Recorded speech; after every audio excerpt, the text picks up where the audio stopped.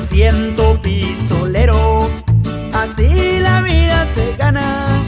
No quiero decir su nombre porque no me da la gana, pero este compa es pesado y en su trabajo no falla.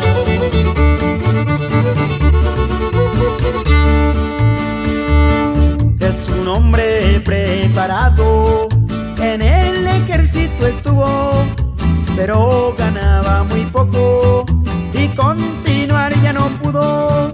Mejor se metió de narco, donde sí gana lo suyo.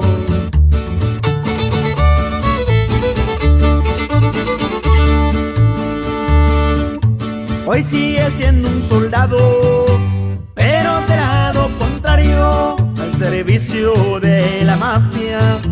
Todo un soldado sicario, hoy gana mucho dinero y trae sus carros del año. La parranda y las mujeres son los vicios del paisano.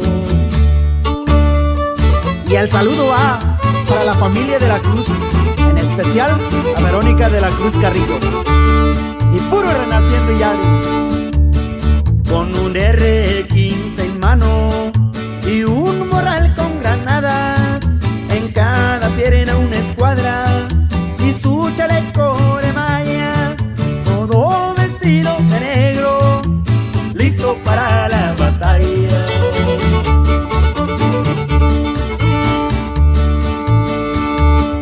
Miembro de la gran familia y muy fiel a sus patrones, detrás de su arma bien pilas, en espera de instrucciones.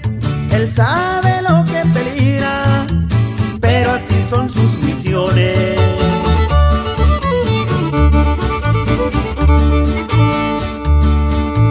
Hoy sigue siendo un soldado, pero del lado contrario, al servicio de la mafia.